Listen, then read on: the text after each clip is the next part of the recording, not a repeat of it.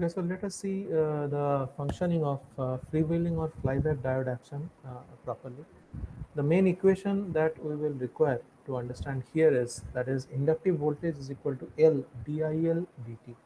That means that if there is a sudden rate of change of current in the inductor, that will induce huge amount of voltage in the inductor, and this is main principle in case of the circuit which we just have seen now, that is chopper 1 circuit. And what is actually the freewheeling or flyback diode doing to solve this problem of sudden increase in voltage in inductor? We will see by using this circuit. So here I have shown you a circuit. Initially the switch is open. Now this switch is closed after a certain time. So as soon as the switch is closed and the switch is kept closed for quite a long period of time, then what we will find is the inductor will go into short circuit. What will be the current flowing in the circuit is V divided by R. So that will be the current flowing through the diode, resistor and inductor together. So when switch is closed and it goes into a steady state, the steady state current I through the circuit is V divided by R, and hence the stored energy in the inductor is Li square divided by 2, where L is the inductor value, I is the steady state current, and the square of that current divided by 2. So now the switch is closed, circuit in the steady state, huge amount of current is flowing in the circuit for a long time. Now suddenly if we open the switch, then circuit goes into a shock, because when the switch is now opened after being a steady state, the current will suddenly decay to zero. So suddenly the current I will become zero, and there will be a huge rate of change of current, and that will induce a huge amount of voltage in the inductor in the reverse direction as per as Lenz's law. So that is what they're saying. When the switch S is opened, the current will suddenly decay to zero from steady state value of V divided by R. Due to this sudden decay of current, a high reverse voltage, okay, which with the amplitude of L dIL dt, as per Lenz's law, equal to L dIL dt, will appear across the inductor, and hence across the diode as well as the switch. So if initial I steady state current of the inductor was very high, in that case, after sudden opening of the switch, this induced voltage by Lenz's law VL will be very high, and that might burn this MOS switch as well as the diode. And this is the problem which is occurring in the inductive circuit, or when the load is of inductive type. And to save that, we are connecting actually a freewheeling or flyback diode across this R and L. So this R and L together is actually the motor. So in this case, diode is connected, freewheeling diode is connected across this RLL with anode below and cathode at the top. So this high rate of change of current after opening the switch from steady state will lead to sparking across the switch contacts. If the reverse voltage exceeds the peak inverse voltage rating of the diode, then the diode also will get damaged. So this diode, whichever is shown here, okay, if LDI dt voltage is very high, this will make a huge amount of current flow in the reverse direction to the diode. So that will damage the diode if LDI LDT is greater than the PIV of the diode. So to avoid such occurrences, a diode which is called as freewheeling diode or flyback diode is connected across the inductive load in the reverse direction. So this is that freewheeling diode which is connected in the reverse direction. Equal to zero, current start building after some time. Now if the switch is opened, huge voltage appears across this R and L. Now as this freewheeling diode is connected, now what will happen is, as soon as this inductor is generating a voltage as per Lenz's law in the reverse direction of LDIL dt, that will make the diode forward bias. The freewheeling diode will be forward biased as shown in this diagram. So this reverse voltage which is produced because of sudden opening of the switch, you can see here, it will across inductor terminal makes the freewheeling diode forward biased. So below is anode and top is cathode, and in L, because of opening of the switch, whatever voltage is produced below was positive and top was negative. That sudden negative voltage will make this freewheeling diode as forward biased. One assumption we are making is, whenever this freewheeling diode is forward biased, at that time voltage across the two terminals of the diode is equal to zero. Generally we see that when the diode is forward biased, at that time its forward voltage is zero point 0.7 or something, but in this case we are assuming that FD, that is the forward freewheeling diode voltage, is zero. That means whatever is the voltage this freewheeling diode is coming exactly across the inductive motor load. So as long as this switch is open, what we will find across load is exactly zero voltage. So the reverse voltage across inductor terminal makes freewheeling diode forward biased. Thus, freewheeling diode behaves like a closed switch as shown in the figure.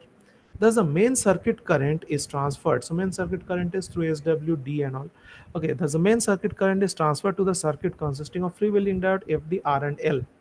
So the current which is produced because of this negative voltage produced across this inductor, it will keep on circulating within this loop. Okay, and it will slowly decay to zero. So that will not be able to come to this diode or MOS switch and damage it. No, that will be circulating within this loop only. So this freewheeling diode is actually giving a short circuit path or a kind of a discharge path. We cannot say discharge, but kind of a circulating path for the inductive current as long as the switch is open. Okay, so thus the main circuit current is transferred to the circuit consisting of freewheeling diode FD, L and R as shown in the above figure. In this new circuit, the current will exponentially decay to zero as long as this switch is open. This current will circulate into it and will fall to zero. So the main advantage of this freewheeling diode is, so previously when this diode was not there, this very heavy inductive voltage was damaging this diode as well as switch. Now as this freewheeling diode is there, it will get forward biased, and as soon as this is getting forward biased, this circulating current is getting a path to circulate and slowly decay to zero. So in this case, this diode and the MOSFET switch will be saved. So this is the main action of freewheeling diode, a very good 5 mark question which can be asked in the exam. So this is the gist of flyback action. Here you can see, thus we see that the freewheeling diode dissipates the stored energy in the inductor by providing a short circuit path after the sudden opening of the switch S. So after the suddenly the switch is opened, so initially RL was into steady state. It was conducting current V divided by R. Inductor was short circuited initially. Suddenly the switch is opened and there was huge voltage across this L. This was shorting the freewheeling diode, and the energy is getting dissipated in the this circuit output loop when the freewheeling diode is short circuited. So FD also provides a short circuit path for exponential decay of the circuit current. Thus, high voltage is not induced in the switch and the diode. Thus, the switch and the diode gets protected from the high voltage. So this is the 3 slides which you have to understand thoroughly to understand how does the freewheeling diode work. Now, class A chopper we have seen. We are going to go for some other kind of chopper, 2 quadrant operation of chopper. But before that, a very important operation which is called as multi-quadrant control of chopper fed DC drives. So this is a thing which you have to understand very clearly, and this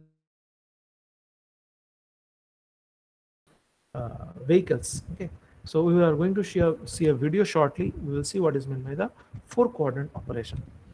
So the application of DC motors in EV and HEV requires the motor to operate in multiple quadrants, so including forward motoring. So this is the first quadrant operation. Here torque is positive and speed is also positive.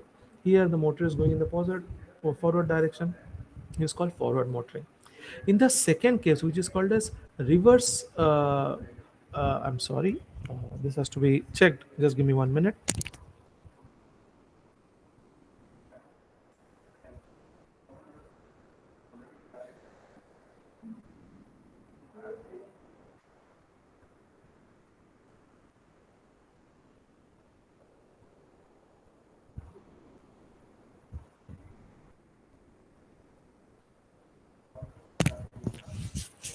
Okay. So first quadrant is called as forward motoring, and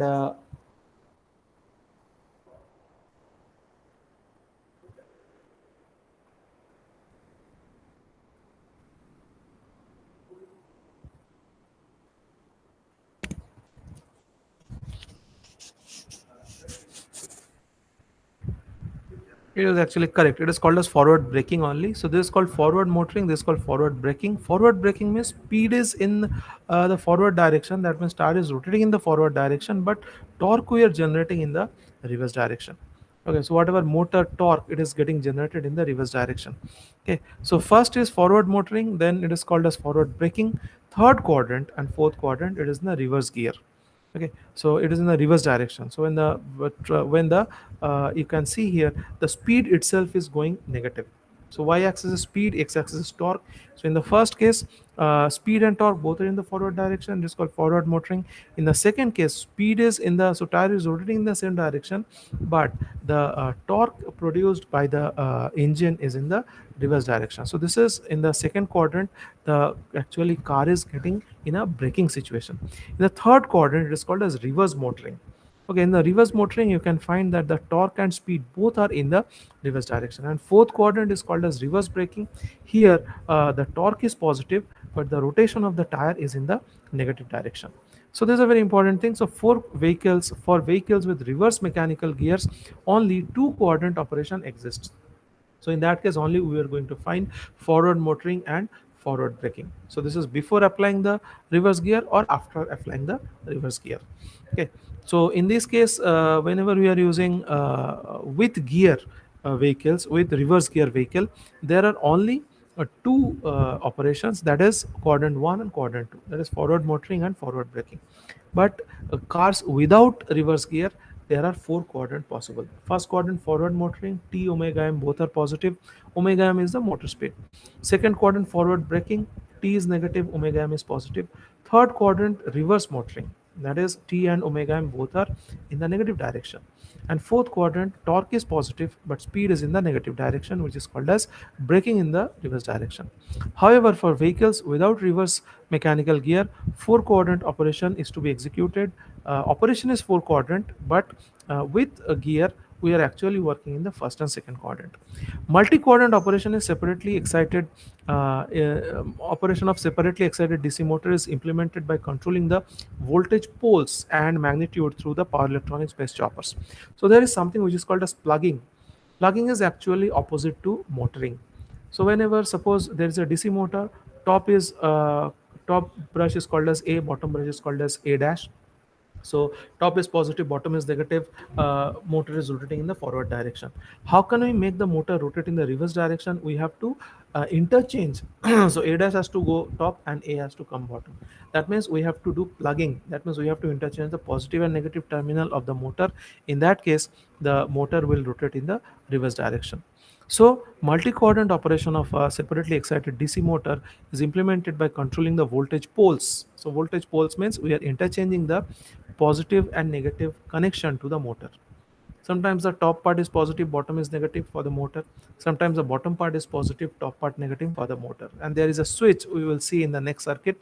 There is a switch by which we are controlling the connection to the motor, which end we want positive, which end we want negative. Plus there are power electronics based chopper through which we are getting the multi-quadrant operation of DC motor. So this is a speed torque profile of a multi-quadrant operation. So here we have already seen. So initially for up to a certain speed, up to a certain torque, the speed is constant, and after that the speed also decreases, torque also decreases, and finally speed and torque both are less. Okay, so initially for less speed we are less torque we are getting higher speed, or less speed we are getting higher torque, same thing. And as the speed and torque both are increasing, so here at highest torque we are getting lower speed. So likewise.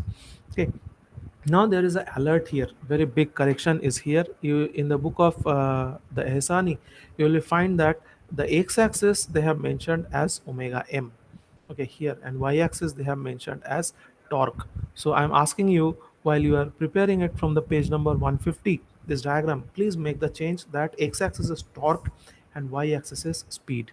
Even if you see the internet, I will going to show you a video shortly.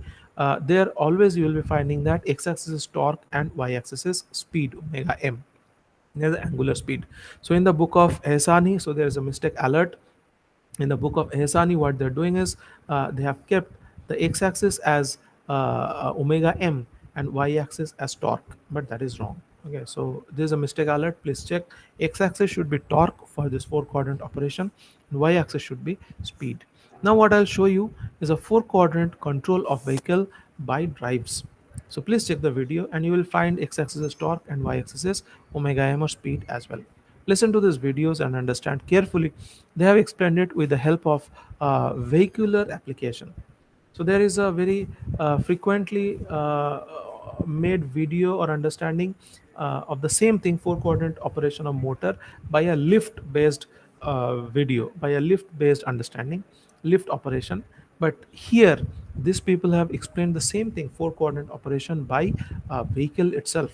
Okay, so try to understand this video. I will post the link of it shortly in the lecture number 13 Google Classroom. So please check this. Hello, everybody. Uh, Today, I would like to discuss the four-quadrant operation of electrical drives with a little of animation, which I have tried in the PowerPoint presentation. And we would like to understand the four-quadrant operation of electric drives with the example of electrical drives. Most of the cases, this is generally explained with the example of lift or hoist, but let's try something different. So today I would like to explain the four-quadrant operation of electric electric vehicles or electric cars example. So this is the dynamic equation which is we kept in mind whenever we discuss any drive in motion. This equation is derived using Newton's second law, that is net torque is equal to rate of change of angular momentum. So what are the four quadrants? The four quadrants of electrical drives, or the combination in which an electric drive can operate, are over here. We generally take So you can see here in this diagram, that x-axis is torque, x-axis is taken to be torque, and y-axis is taken to be speed, that is omega m radian per second. Okay, so whatever is given in the book of Ehsani in the page number 150, that you have to alter. So in that case, x-axis is given as omega m and y-axis is given as torque. So please change that while you are preparing it from that book. Let us see this video here. So here you are finding torque is positive, speed is the positive here. In this case, the second quadrant, which is called as forward braking, here the torque is negative but speed is positive. Third quadrant, torque and speed both are negative, and fourth quadrant, torque is positive and speed is negative. And how it affects the vehicular operation. So this forward motoring, quadrant 1, forward braking, quadrant 2, reverse motoring, quadrant 3, and reverse braking, quadrant 4. So please see this example in this video and understand it properly. torque on positive x-axis. So this is positive torque, this is negative torque, and the speed is on y-axis, or a positive speed over here, negative speed over here. Now, before we go any further, if these are the two axes which are dividing my plane into four parts, then I have to first take the nomenclature that which is positive and which is negative. So for speed control, or for the four quadrant operation discussion, positive torque is the torque which is causing motor to move in forward direction, and negative torque means the torque which is opposing the motion. Now, what is forward? Because forward and reverse is a relative term. So this is something which I have already assumed for my motion. So say I am moving from one A point to B point, that I consider as a forward. Then from B to A, it will be reverse motion. So forward motoring is something which I have already assumed. For that particular forwarding motion, if the torque is supporting the motion, that is motor developed torque is supporting the motion, then it is called motoring. If motor is developing torque to oppose the motion, it is called braking, right? So with that nomenclature, with that convention, I have four combination: torque positive, speed torque positive. So we have a first quadrant known as forward motoring. When I have speed positive but torque opposing the motion, is forward braking. When I have both torque and speed negative, it is called reverse motoring. And when I have torque positive but speed negative, it is called reverse braking. Now let's try to understand each quadrant with a little example of electric car. Assume anti-clockwise rotations as a positive speed direction. Motor torque supporting is motoring. Motor torque opposing motion is called braking.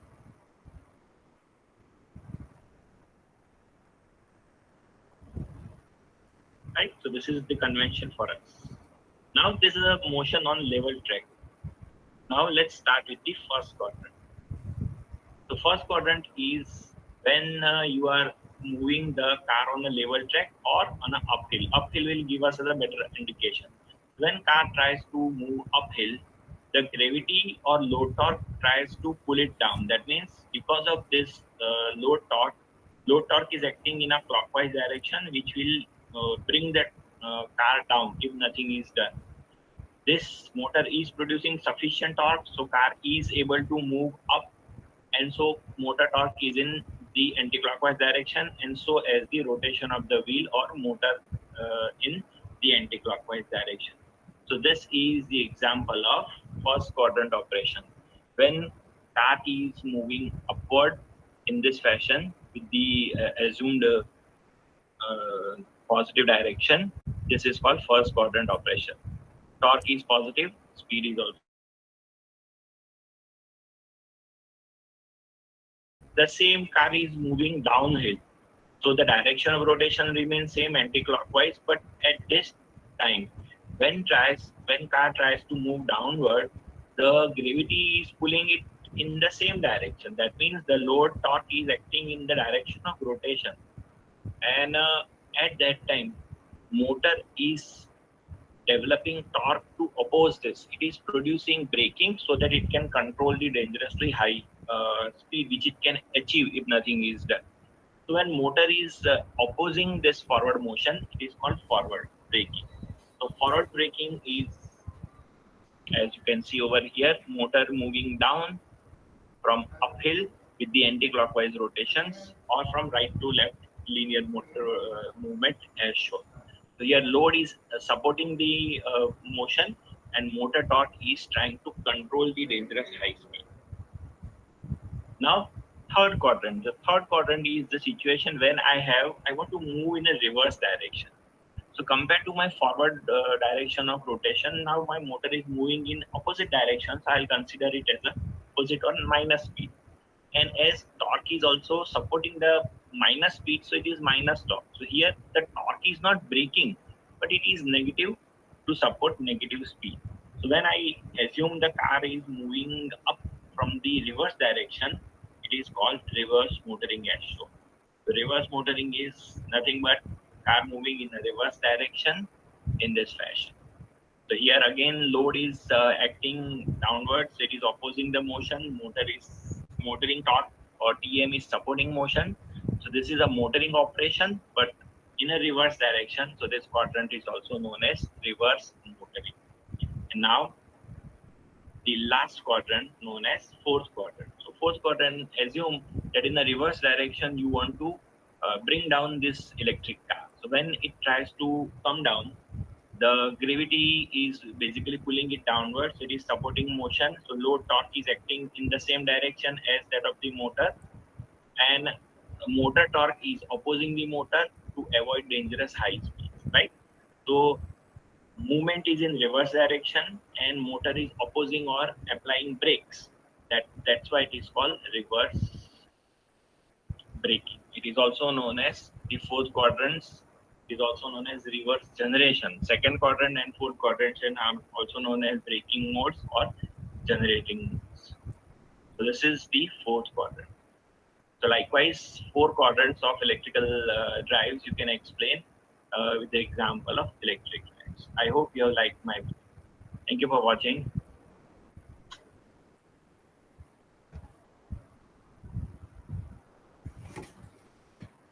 Okay, so these are the four quadrant operation of the vehicles, and whenever we are doing Hello this everybody. whenever we are doing